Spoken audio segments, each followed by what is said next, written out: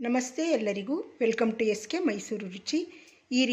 ಈ ದಿನ ಸಪ್ಪೆ ಪೊಂಗಲ್ ಯಾವ ರೀತಿ ಮಾಡೋದು, ಗಣಪತಿ ಹಬ್ಬಕ್ಕೆ ಮಾಡ್ತೀವಿ ನಾವು, ಯಾವ ರೀತಿ ಮಾಡೋದು ಅಂತ ತೋರಿಸ್ಕೊಡ್ತೀನಿ.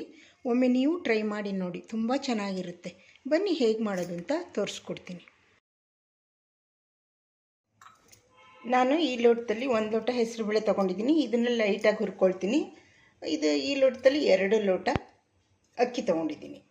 ಇದನ್ನು ಹಾಗೆ ತೊಳ್ಕೊತೀನಿ. ಹೆಸರುಬೇಳೆ ಹುರ್ಕೊಂಡು ಎರಡನ್ನೂ ಮಿಕ್ಸ್ ಮಾಡಿ ತೊಳ್ಕೊಳ್ತೀನಿ. ಚಟ್ನಿಗೆ ಕಾಯಿ ಚಟ್ನಿ ಮಾಡ್ಕೊಳ್ಳೋಣ. ಕಾಯಿ, ಕೊತ್ತಂಬರಿ ಸೊಪ್ಪು, ಪುದೀನ ಸೊಪ್ಪು, ಕರಿಬೇವಿನ ಸೊಪ್ಪು, ಶುಂಠಿ, ಬೆಳ್ಳುಳ್ಳಿ, ಉಪ್ಪು, ಹುಣಸೆಹಣ್ಣು ತೊಗೊಂಡಿದ್ದೀನಿ. ಇದನ್ನು ರುಬ್ಬಿಟ್ಟು ಚಟ್ನಿ ಮಾಡ್ಕೊಳ್ತೀನಿ. ಇದು ಗಣಪತಿ ಹಬ್ಬದಲ್ಲಿ ನಾವು ಈ ಥರ ಸಪ್ಪೆ ಪೊಂಗಲ್ ಮಾಡ್ತೀವಿ. ಇದು ಯಾರೂ ಮಾಡಿರೋಕ್ಕಿಲ್ಲ. ಈ ಸಪ್ಪೆ ಪೊಂಗಲ್ಲು ಚಟ್ನಿ ಜೊತೆ ನೆಂಚ್ಕೊಂಡು ತಿನ್ಬೋದು. ಖಾರ ಚಟ್ನಿ, ಸಿಹಿ ಚಟ್ನಿನೂ ಮಾಡ್ಬೋದು. ನಮ್ಮನೆ ಸಿಹಿ ಚಟ್ನಿ ತಿನ್ನಲ್ಲ, ಅದಕ್ಕೆ ನಾನು ಬರೀ ಖಾರ ಚಟ್ನಿ ಮಾಡ್ತಾಯಿದ್ದೀನಿ. ಒಂದು ದಪ್ಪದೊಂದು ಈರುಳ್ಳಿ ತೊಗೊಂಡಿದ್ದೀನಿ, ಕರಿಬೇವಿನ ಸೊಪ್ಪು, ಕೊತ್ತಂಬರಿ ಸೊಪ್ಪು, ಅರಿಶಿನ, ಜೀರಿಗೆ. ಇದನ್ನು ಮಿಕ್ಸಿ ಜಾರ್ಗೆ ಹಾಕಿ ನೀರು ಹಾಕಿ ರುಬ್ಕೊಳ್ತೀನಿ. ಚಟ್ನಿನೂ ರುಬ್ಕೊಂಡು ಇಟ್ಕೊಳ್ತೀನಿ. ಇದು ಪೊಂಗಲ್ಗೆ ಹೆಸರುಬೇಳೆನ ಹುರ್ಕೊಳ್ತೀನಿ.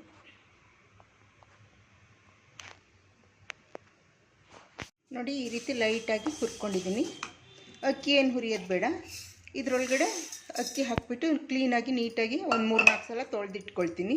ನೋಡಿ, ಈ ರೀತಿ ರುಬ್ಕೊಂಡು ತೊಗೊಂಡಿದ್ದೀನಿ. ಇದಕ್ಕೆ ಹಸಿಮೆಣಸಿನ್ಕಾಯಿ ಹಾಕಿಲ್ಲ. ಸಪ್ಪೆ ಪೊಂಗಲ್ ಅಲ್ವಾ, ಸಪ್ಪೆ ಚಟ್ನಿ ಇದು ಅದೇ ಖಾರ. ಅದು ಪೊಂಗಲ್ಗೆ ಅರಿಶಿನ, ಜೀರಿಗೆ, ಕೊತ್ತಂಬರಿ ಸೊಪ್ಪು, ಈರುಳ್ಳಿ. ಸಪ್ಪೆ ಪೊಂಗಲ್ ಅಲ್ವಾ, ಅದಕ್ಕೆ ಈ ರೀತಿ ಖಾರ ಹಾಕ್ತೀವಿ ನಾವು. ಗಣಪತಿ ಹಬ್ಬಕ್ಕೆ ಈ ರೀತಿ ಮಾಡ್ತೀವಿ. ಗಣಪತಿ ಹಬ್ಬದ ದಿನ ಮಾಡ್ತಾಯಿದ್ದೀನಿ ಇದನ್ನು. ಇದು ಜಾರೆಲ್ಲ ತೊಳೆದ್ಬಿಟ್ಟು ಸ್ವಲ್ಪ ನೀರು ಹಾಕೋತೀನಿ. ಅಕ್ಕಿ ಮತ್ತು ಹೆಸರುಬೇಳೆ ಎರಡನ್ನೂ ತೊಳ್ಕೊಂಡಿದ್ದೀನಿ.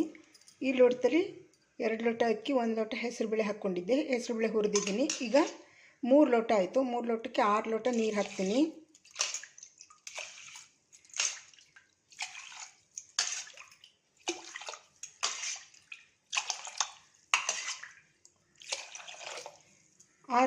ಹಾಕ್ತೀನಿ. ಇವಾಗ ರುಬ್ಬಿರೋದು ಹಾಕ್ಕೊಳ್ತೀನಿ. ಈರುಳ್ಳಿ, ಕೊತ್ತಂಬರಿ ಸೊಪ್ಪು, ಜೀರಿಗೆ, ಅರಿಶಿನ.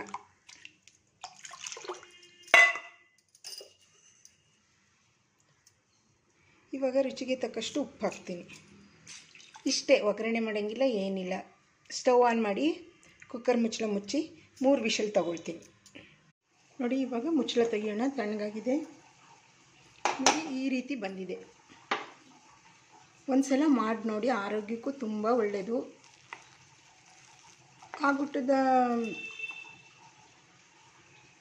ಒಂದು ಸಲ ಮಾಡಿ ನೋಡಿ, ಈ ರೀತಿ ಬಂದಿದೆ. ಮಕ್ಕಳಿಂದ ಹಿಡಿದು ವಯಸ್ಸಾದವ್ರವರೆಗೂ ತಿನ್ಬೋದು. ಮೆತ್ತಗಿರುತ್ತೆ. ಇದು ಈರುಳ್ಳಿ, ಕೊತ್ತಂಬರಿ ಸೊಪ್ಪಿನ ಸಪ್ಪೆ ಪೊಂಗಲ್.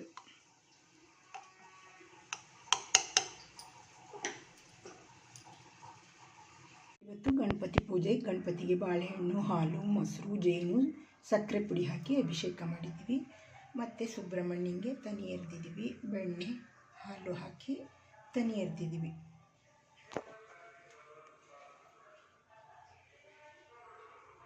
ದೇವ್ರ ಪೂಜೆ ಮಾಡಿದ್ದೀವಿ ಮನೆಯಲ್ಲಿ.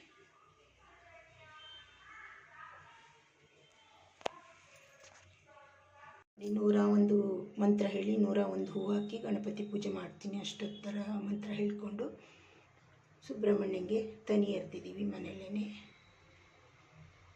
ಈ ದಿನದ ಗಣಪತಿ ಹಬ್ಬದ ಪೂಜೆ.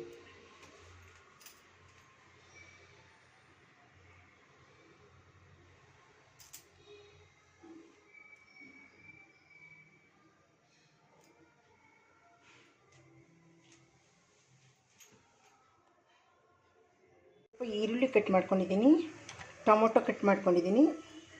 ಈ ಪಾತ್ರೆಗೆ ಹಾಕ್ಕೊಳ್ತೀನಿ. ಸ್ವಲ್ಪ ಕೊತ್ತಂಬರಿ ಸೊಪ್ಪು ಹಾಕಿಬಿಟ್ಟು ಈ ಟೊಮೊಟೊ, ಈರುಳ್ಳಿ ಎರಡನ್ನೂ ಹಾಕ್ಕೊಳ್ತೀನಿ. ಮೊದಲಿಗೆ ಒಂದು ಪಾತ್ರೆಯಲ್ಲಿ ಸ್ವಲ್ಪ ಈರುಳ್ಳಿ, ಕ್ಯಾರೆಟ್ ತುರಿ, ಟೊಮೊಟೊ, ಕೊತ್ತಂಬರಿ ಸೊಪ್ಪು ಹಾಕಿದ್ದೀನಿ.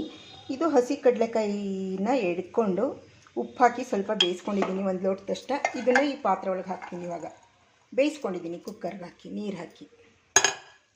ಇದು ಒಂದು ಸೈಡ್ ಡಿಶ್ ಆಗಿ ನೆಂಚ್ಕೊಳಕ್ಕೆ ನೋಡಿ. ಎರಡಕ್ಕೂ ಇದಕ್ಕೆ ಉಪ್ಪಿನ ಪುಡಿ ಹಾಕಿದ್ದೀನಿ. ಇದಕ್ಕೆ ಹಾಕ್ಕೋತೀನಿ. ಮೊಸರು ಬಜ್ಜಿಗೆ ಸ್ವಲ್ಪ ಉಪ್ಪಿನ ಪುಡಿ ಹಾಕ್ತೀನಿ. ಇದು ಕಡಲೆಕಾಯಿ ಬೇಯಿಸುವಾಗಲೇ ಉಪ್ಪಿನ ಪುಡಿ ಹಾಕಿರ್ತೀನಿ. ಇದಕ್ಕೆ ಮೊಸರು ಹಾಕೋಣ. ಇವಾಗ ನಾನು ಹಸಿಮೆಣಸಿನ್ಕಾಯಿ ಹಾಕಿಲ್ಲ, ಬೇಕಾದವರು ಹಾಕೋಬೋದು.